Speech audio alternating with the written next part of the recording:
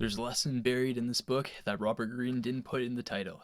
It's not what people quote, it's not the headline takeaway, but it's the thing that actually changed how I think about everything I'm building right now. I'm going to tell you what it is at the end of the video. Yeah, I know, classic, but hopefully this will be better because on its own, it sounds kind of obvious. It only really makes sense once you understand how long the road is. This is Mastery by Robert Greene.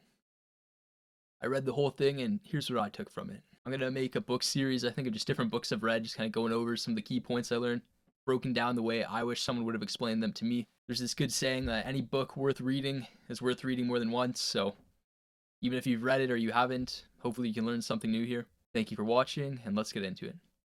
Section 1, Your Life's Task. Greene opens with a concept he calls your life's task. The idea that every person has a kind of inner force, something that they're naturally pulled towards. And the real mastery only becomes possible when your work is connected with that thing, not adjacent to it. Not kind of related to it, but connected, correlated.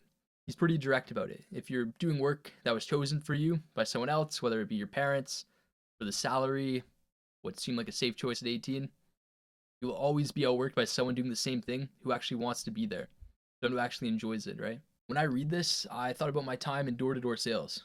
Closed over 100 accounts, got promoted to regional sales manager, but I was never going to be exceptional at it because half my brain was always somewhere else. The stuff I actually lost track of time doing. Like working out, building systems, making content, solving problems. That's where Greene says your energy belongs. And he gives 7 strategies for actually figuring out what it is. So the one that stuck with me most, to go back to what you were obsessed with as a kid, before anyone told you what was practical. Because kids don't have a filter yet. They just do what they actually want to do. That's the unfiltered version of yourself, he says. It usually points at something real. The second one worth knowing, find your niche. Mastery requires you to go a mile deep, not an inch wide.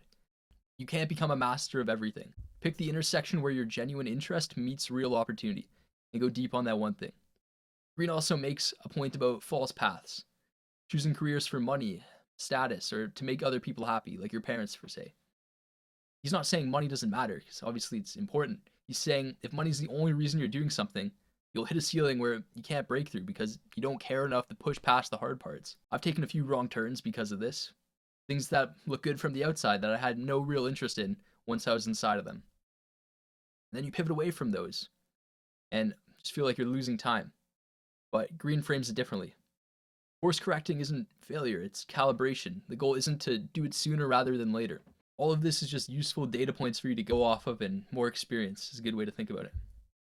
Section 2, the apprenticeship phase. This is the chapter of the book that most people need to hear, and at least want to. Greene says there's a phase at the start of the craft, at the start of any craft, where your only job is to absorb, not to stand out, not to get noticed or make a bunch of money from it, just to learn literally everything you can about how your field or niche actually works. He breaks it into 3 steps. The first one is deep observation. You watch before you act. You figure out who's doing well and why, what's going on under the hood, if you will. You learn the rules before you even think about breaking them. Second, skill acquisition. You pick one foundational skill and go deep into it.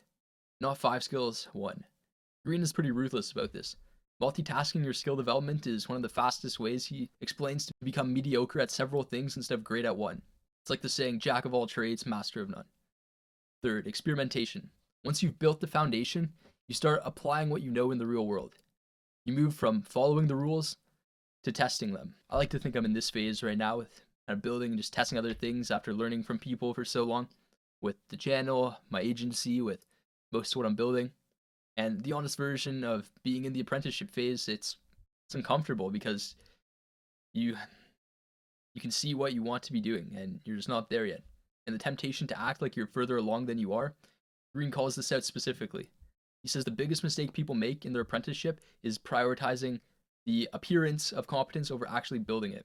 This kind of reminds me of like someone who get a good corporate job and then go and buy like the nicest car they can just for like kind of like Miami or like California type people, and you'll know exactly who I'm talking about if this connects. But they'll buy like the nicest car, even if it's like close to their monthly payments, just to be able to portray this to other people. looking like you're doing better than you are, over actually building it, worrying about how things look instead of just putting the reps in, putting your head down. A few other things that Greene says matter in this phase. Value learning over money. Like in your 20s to 30s, this is just when you're accumulating as much skills as possible. So he suggests picking the paths that offer you the most value in terms of what can you learn to set yourself up for your 30s. Your first priority in any apprenticeship should be exposure and skills, not what you're getting paid. Money comes later, but the foundation has to come first. If you don't have a good foundation, it will be a problem later on. You want to move towards the resistance. We naturally gravitate towards the parts of a skill we are already decent at. Greene suggests to do the opposite, spend more time on your weaknesses than your strengths. That's where the growth actually is. And revert to the beginner's mindset constantly. The most dangerous place to be is thinking you've already figured it all out. Because the moment you stop approaching your craft with curiosity, in this moment you stop getting better at it. You get an ego about it, right? Section 3, the mentor dynamic. Greene argues that the single fastest way to compress the time of an apprenticeship phase down is finding someone who's already done what you're trying to do and learn from them directly. And there are other ways to do this if you can't like physically find someone, like from content or from books, because now it's like a digital world, so things are differently now. Even like some mentor, you could just have a call with them and probably find someone off like Upwork or Fiverr or something who's good at whatever you're trying to learn. But he suggests like in person is obviously ideal if you can, for like a real back and forth relationship where you can see your work and tell you what's wrong with it. He calls this the mentor dynamic and frames it as one of the most powerful accelerants available if you're able to find this. I haven't had a proper formal mentor yet, I would say, but I've had people who were further ahead whose feedback changed how I was thinking about things, and even these versions of mentors helped and made a difference that reading along couldn't have, or just like searching up with AI. The part of this chapter that I found the most useful wasn't actually about finding the mentor, it was about being worth mentoring. Greene says that people who get the most from their relationships are the ones humble enough to take the uncomfortable feedback without getting defensive. And I mean, this is easy for a lot of people to kind of get your back up whenever you're criticized, but it's very important to stay humble and just put in the work. Most people can't do that. Their ego steps in, they hear criticism and they explain instead of listening. The other thing he says that I kept thinking about is the goal is not to become your mentor, it's to absorb what they know and then eventually go further than they did. You take their knowledge as the foundation and build something they couldn't, because you have your own perspective on top of theirs. So it kind of compounds. If you can get all their knowledge, that they want to pass down to you, and then grow your base on top of that, obviously you'll be able to go farther, assuming you do things right. This is the whole point of the relationship, Greene says, to choose mentors who address your actual gaps, not the person with the most impressive credentials, the person who can see what you specifically need to work on and actually tell you and give you honest feedback. Section 4, social intelligence.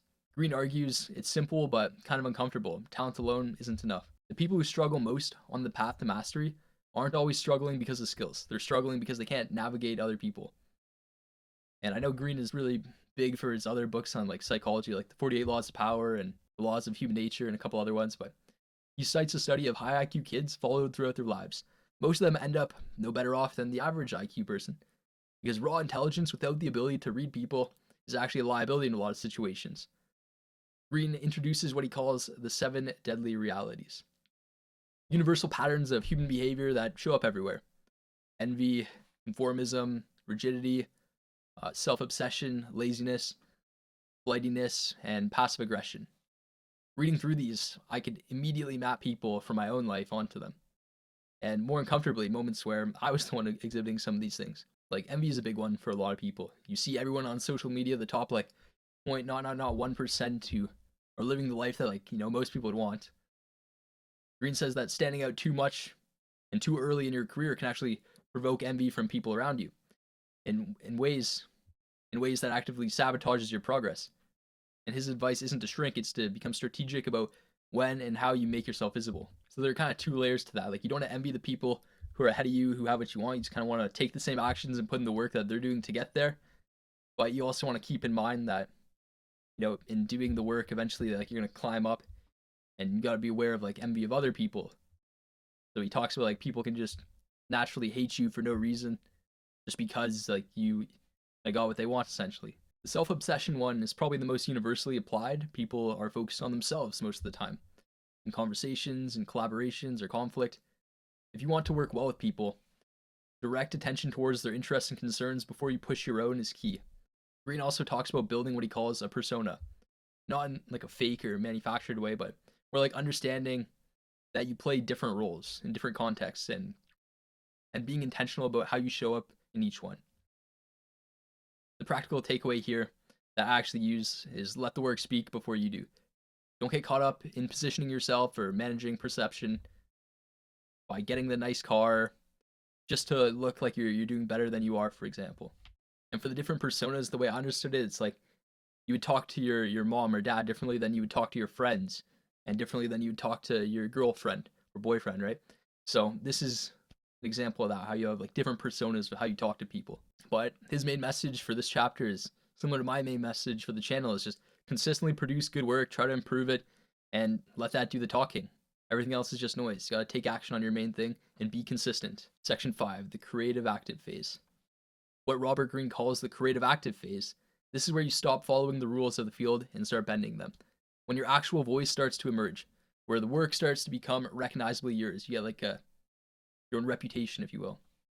Greene introduces the concept of the dimensional mind here, the ability to look at problems from multiple angles simultaneously, to see connections other people miss, to approach your craft with both deep knowledge and genuine curiosity. This is where, if things may have taken you a little longer to figure out what you want to pursue or where you want to become a master at, maybe your different fields that you've went into throughout your life can help give you that kind of different angle that other people don't have, because you have your own unique experiences and you've lived your own life, right? But he also flags the traps that show up in this phase.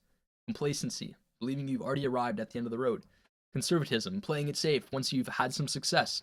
Or impatience, waiting for the results before putting in all the time. And grandiosity, mistaking external recognition for actual progress. I think about the creative active phase as something I'm working towards, not something I'm currently at. Right now at this channel, for example, I'm in the early reps, just figuring out what works, building the foundation. The goal isn't to make videos that look like everyone else's forever.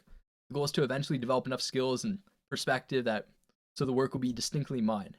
And Greene is clear, you can't manufacture that phase. You have to earn your way into it through the apprentice work first. One of the strategies he gives that I found genuinely useful: cultivate negative capabilities. The ability to sit with uncertainty without rushing to resolve it. To stay in a problem long enough to realize the answer to the surface, instead of just grabbing the first one that feels comfortable. And sometimes this could take years to like figure out what works. So, I mean, whatever you're picking, you have to be willing to just stick with it for like a long time. The chances are you're not going to be very good at it when you start. And it's not reasonable that you think you'd be really good at something if you've never done it before, because, you know, why would that make sense for anything else? If you've never played the piano before, and I put you in front of the piano and I'm like, all right, play this song by Mozart, you're gonna be like, I don't know how to do that. And you try, you know, you're gonna hit some keys, it's gonna sound bad. Of course, you've never done it before. Why would you expect to be good? But people don't put that same logic towards other things. They'll start a business, or they'll start, you know, a new hobby or a new skill they're learning, and then are like upset or surprised that they're not good at it right away. They gotta be consistent with the logic, Greene says. Most people resolve ambiguity too fast. They pick an answer to relieve the discomfort of not knowing. And Greene argues that the best creative insights come to people who can tolerate that discomfort for the longest. It's basically just being able to put off gratification or delay gratification as long as possible. Because if you can think in longer time horizons, instead of thinking, what am I going to do after work? They're like, what am I going to do next week? Or instead of what I'm going to do next week to what am I going to do next month? Or next year, like 5 years, 10 years. The longer you can kind of space out that delayed gratification and time horizons, like the higher chance you have of accomplishing, mastering whatever field you want. And also, probably the better you'll be at it. Because if you can dedicate 5 or 10 years to something, you'd probably get pretty good at it, right? Think of anything that you already have, and you probably like something you're good at. Section 6, intuition and mastery. The final stage Greene writes about is where rational knowledge and intuition start to fuse. This is what he describes as actual mastery, not just being technically skilled, but being so deeply immersed in your field that you start to sense things that you can't fully understand yet. Like someone in finance who has a feeling the market's going to crash where everyone else does, and like shifts all his money around and like gets rich from it, like the Big Short, right? Like this is an example of this. You see patterns before you can articulate them. You make decisions faster and with more accuracy than someone relying purely on conscious analysis. Greene calls this fingertip feel, the point where the skill has been so deeply internalized it's operating beyond the level of conscious thought. Now I'm nowhere near this with any of this yet, but understanding that it exists and understanding what it takes to get there, that alone changed how I think about the long game. Because most people quit something somewhere in the apprenticeship phase, thinking they're behind. They're not behind, they just haven't been at it long enough. I mean, Greene also makes the point here that the true masters aren't always people who draw from multiple fields. They don't just go deep in one thing, they connect their ideas from different domains in ways that people inside a single field can't see, which is a good argument for, reading widely, staying curious, and just like being interested in different things outside of your main field. And not treating every hour spent on something adjacent as wasted time. Obviously, make sure you're still doing your main thing every day, but like you don't have to be a robot, you can have other interests too. Here's what I keep coming back to after I finish this book. This is what I promised from the start, so if you made it here, thanks for sticking around. Everyone wants to be great at something. Almost no one wants to spend the time it actually takes. And Greene isn't soft about that gap. He says you can't shortcut it with the right system. It's like all this like make money quick online. Like none of it's real. The people who are making the money quick are the ones selling you the course on how to make the money. Everyone who's teaching you anything has a school link or a course link in the bio these days. This is just the reality, but he says this is how long it takes for anyone, for everyone. The difference between the people who get there and the people who don't isn't talent. It's who was still working during the last stretch. Playing the long game, where nothing seemed to be happening, where nothing was working. The valley of despair, if you will. That stretch when you're putting in the hours and you're not seeing any of the results yet. Nobody's paying attention. That's not the price you pay to get to mastery. That is mastery. It's not a bug, it's a feature of the game. The work itself is the thing. And there's always going to be a lag. So you can be doing the right things, but until you actually see the result, there's always a lag time in between. It's like eating healthy and going on a diet, right? You may be doing it for a month or 2 months, but you don't see the results you want until month 5 or 6, because that's the lag between you doing the right thing and you getting the results you want. And this is how everything works. Okay, here's what I said I'd tell you at the end. The thing Greene buries in his books that I think most people walk away from without fully getting. It's this: the apprenticeship phase never fully ends. Every time you enter a new level, a new field, a new mountain or summit or challenge or whatever, you just go back to the beginning. Back to observing, back to being the least experienced person in the room, back to shutting up and learning.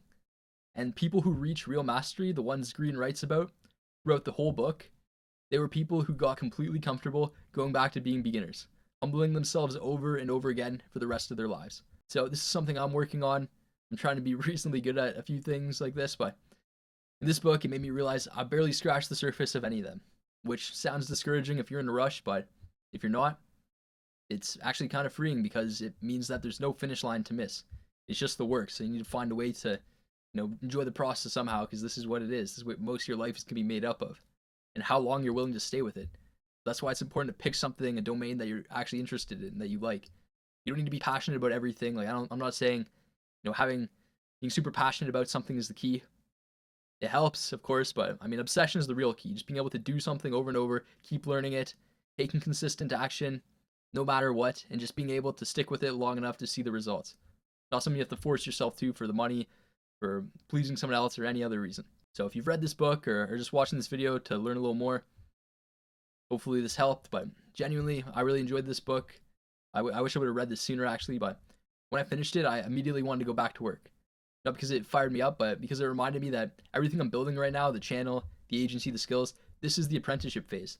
And I'm actually exactly where I'm supposed to be. Just like you are. You're exactly where you're supposed to be. And it's up to you what you're going to do next. Last week, I caught myself frustrated. And there are going to be moments where you might be upset. That's normal. Like, I made 10 videos in a row now. And I got like less than a subscriber a video.